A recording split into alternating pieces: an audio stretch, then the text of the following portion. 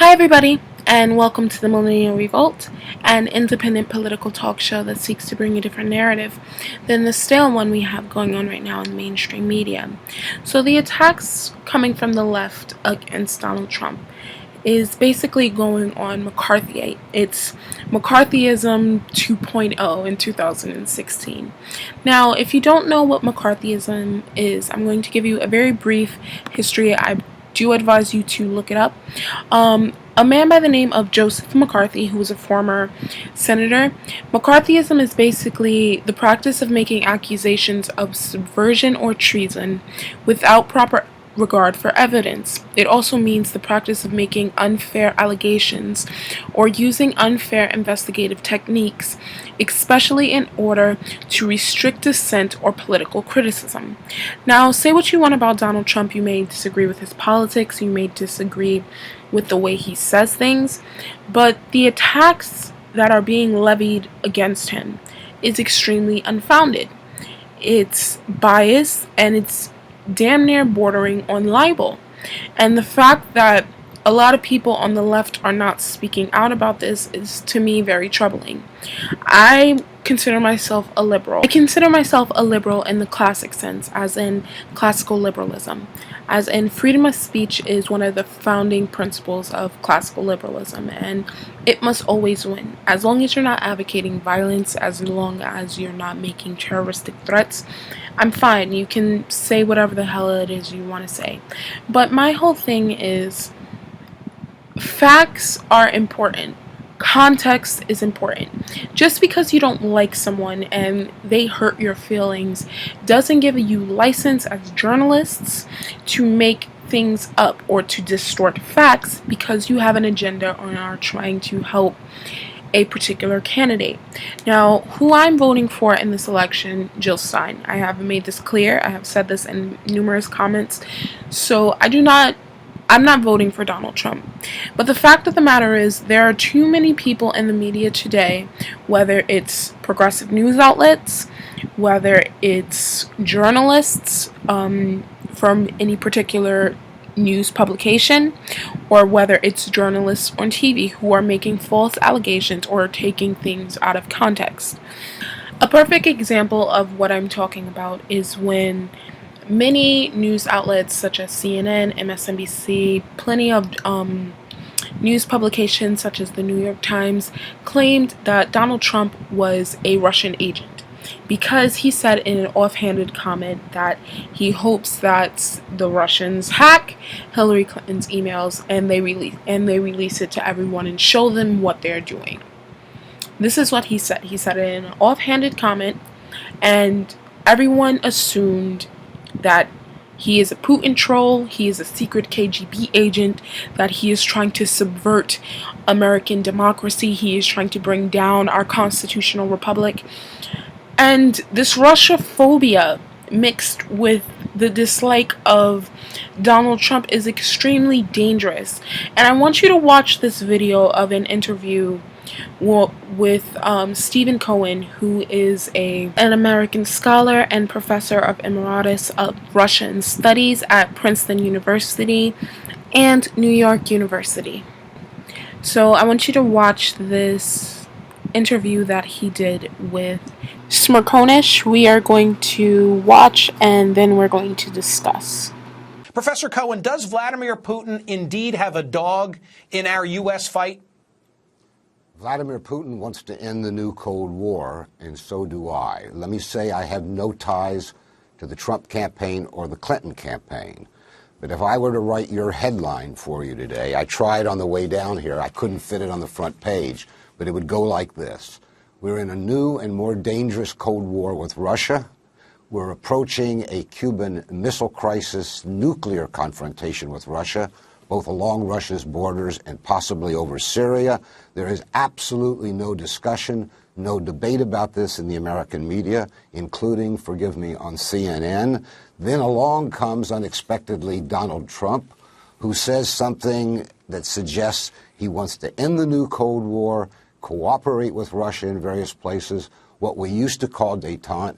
And now, astonishingly, the media is full of what only can be called neo-McCarthyite charges that he's a Russian agent, that he's a Manchurian candidate, that he's Putin's client. So the real danger is what's being done to our own political process. This is a moment when there should be, in a presidential year, a debate, because Mrs. Clinton's position on Russia seems to be very different, has been a long time. Trump speaks elliptically. You got to piece together what he says, but he seems to want a new American policy toward Russia. And considering the danger, I think we as American citizens deserve that debate and not what will be given in the media today, including on the front page of the New York Times. I end by saying that these reckless branding of Trump as a Russian agent, most of it is coming from the Clinton campaign, and they really need to stop. Okay, I don't know where to begin in unpacking all that you just offered to us, but I guess I'll start as follows. As one who can't match your credentials, here's what I see from the outside looking in. I see Donald Trump having said to the New York Times just within the last 10 days that he's not so sure he would stand with NATO allies, and I'm paraphrasing, he'd want to know whether they've been pulling their own weight. The import of his comments seems to suggest that he could provide Putin with unfettered, undeterred access to the Baltic states whose independence he resents. And so it all seems to fit, therefore, that Putin would have a dog in this fight, would want to see Donald Trump win this election so that he, Putin, could do as he pleases in that part of the world. CNN is covering that. I mean, I have to defend the network in that regard, but why does that not all fit? And why does it not all fit with the headline in today's New York Times, which says Russian spies said to hack Clinton's bid? Said to have. Said to have. That's not news. That's an allegation. James Clapper. I don't know who hacked. Everybody hacks everybody. I mean, we hacked into Chancellor Merkel's cell phone. We learned that from Snowden. The Israelis hacked. The Americans hacked. The Chinese hacked. Everybody hacks. The point is that, and I know you said it not to defend it, but as a provocation, that let's take the position you just set out, that Putin wants to end the independence of Baltic states. There's no evidence for that. None whatsoever. The point is that on the networks, and I'm not blaming CNN, there's none on any network. There's none in the New York Times. I'm old enough to remember that during the last Cold War, all these issues were debated in that you had a proponent of each point of view. But you've now got accusations both against Putin, both against Trump, which needed to be debated. Let's go back to what you said, that Trump said about NATO. Trump said early on he wanted to know, 60 years after its foundation, what was NATO's mission today. 100 policy walks in Washington since the end of the Soviet Union 25 years ago have asked the same question. Is NATO an organization in search of a mission? For example, its mission for the last 20 years has to expand ever closer to Russia. So people have now asked, why isn't it fighting international terrorism? That's a legitimate question. But we don't debate it. We don't ask it. We just say, oh, Trump wants to abandon NATO. I don't defend Trump. Trump raises questions. And instead of giving an answer to the substance of the question, we denounce him as some kind of Kremlin agent. That's bad for our politics, but still worse. Okay, well, he hasn't. Given the danger, we're not addressing it. Say what you want to about Trump, and Stephen Cohen is right.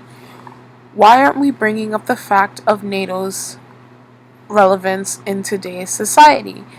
The Soviet Union collapsed in the late 80s, early 90s. Now, the North Atlantic Treaty Organization was formed as a deterrent against the Soviet Union. There is no Soviet Union anymore.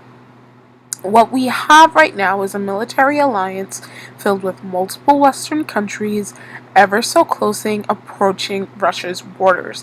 I think now they are damn near on Russia's borders. They are holding military drills all along their borders, which is extremely dangerous. This is not Iraq, this is not Syria, this is not Libya. This is a nuclear-powered world power with the second strongest military in the world. And this is very dangerous. We already know that Hillary Clinton wants a more aggressive policy in Syria, that she wants to put a no-fly zone over a sovereign country.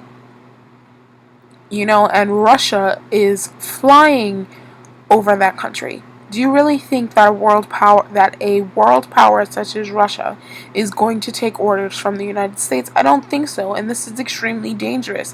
And I would rather have a president who is open to friendly ties and wants to have good relationships with them than someone who is an aggressive war hawk who is pushing policies that can lead us all into a nuclear war. Because as I said, this is not Syria, this is not Iraq, this is not Libya, this is not some small country. They have nuclear weapons as well. They have an advanced military as well. And given the fact that there are a lot of countries that do not like the United States at this moment, it's very dangerous. So I'm just going to show you guys some of the news articles that are just going around that are just extremely disgusting and are pushing this Russia-phobia, anti-Trump narrative that needs to stop. So basically, all of these news publications are suggesting that Donald Trump is basically a Manchurian candidate, that he is a Russian mole put in the U.S. government, that he has some secret ties to Russia. Now, the Hillary Clinton campaign said that Donald Trump asking, or just saying hypothetically, if the Russians had hacked into the DNC and did get her emails or had gotten her emails, that they should release them. As you know, there was over 30,000 emails that she had, and she claimed that these were not important emails, the ones that she did delete, that they were basically of her doing yoga, scheduling yoga classes, of her scheduling her daughter's wedding.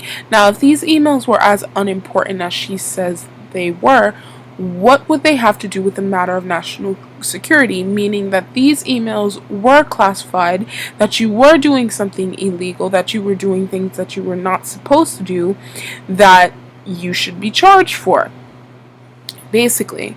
So, and as for connections with the Russians, Hillary Clinton has more of a connection to the Russian government than Donald Trump does.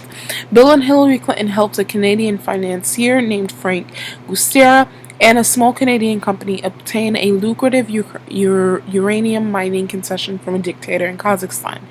The same Canadian company, renamed Uranium One, bought uranium concessions in the United States.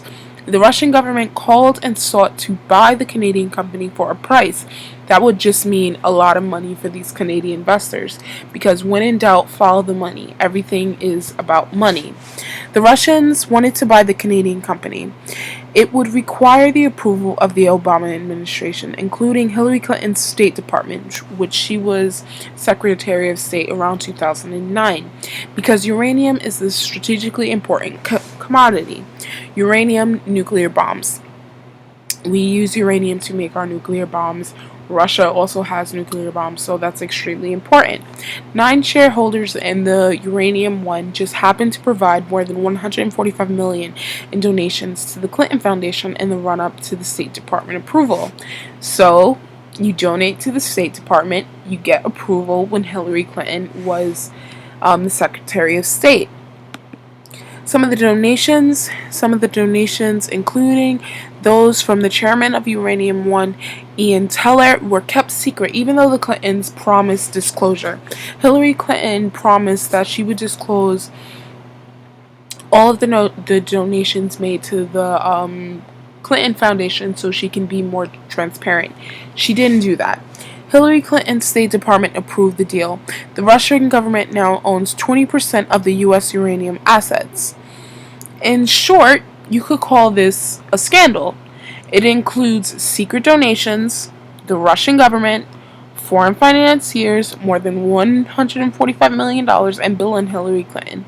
Just 2 chapters in this long, sordid tale that is the Clintons.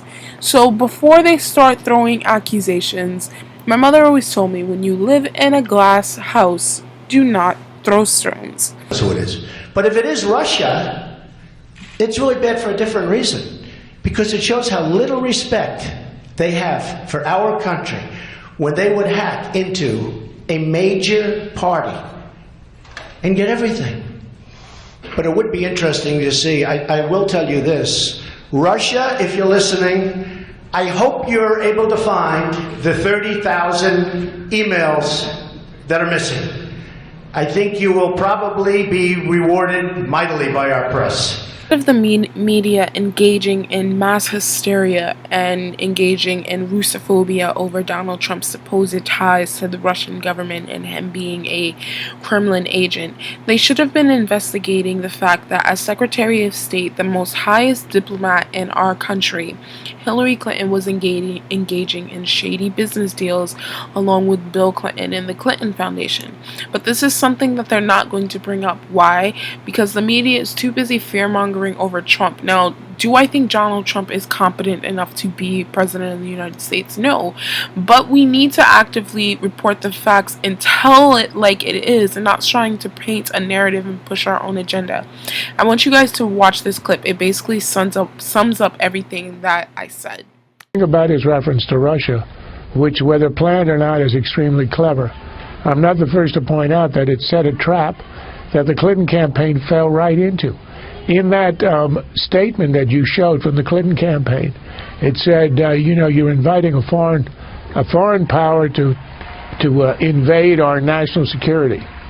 Now, these are the emails that she deleted because they were supposedly private. These are the ones that were supposedly not work-related. These are the ones where she discusses her yoga lessons and wedding planning. So if that's what really in the 30,000 deleted emails, then there's no national security to be involved at all. So the Clinton campaign ends up admitting that perhaps there really is work-related, if not classified stuff, on the emails which she deleted, which I think would be the grounds for a charge of obstruction. The fact is that it leaves the Clinton campaign in a complete contradiction. If these are just private emails, then there is nothing to be concerned about. There is no espionage. There is no danger to national security. Instead of the mainstream media talking about the real story, the fact of the matter is, as Hillary Clinton was Secretary of State, she signed over a deal that allowed the Russian government to control 20% of our uranium resources in the United States. That is something that needs to be talked about. That is something that needs to be put out there. That is a story that needs to be spread all over the news, not this fictional story of Donald Trump's supposed ties to the Russian government, of him being a Putin troll, of there being a bromance going on. As I said, I would rather have a presidential candidate who wants friendly ties with Russia than someone who is a warmonger, who has hawkish policies, who is actively getting foreign policy advice from Henry Kissinger and the neocons alike. That's extremely dangerous. Instead of the media doing that, they need to do their job. They need to do, if they want to equally put the pressure on Donald Trump, then equally put the pressure on Hillary Clinton. But they're not going to do that. And it's important that we call this out wherever we see it and call this as bullshit as this is, because it is. I have no love for Donald Trump. I don't like him. But when I see something that is just disgusting and see something that needs to be called out, I will do it. I'm the Millennial Revolt. You have a great day, and I'll see you guys later.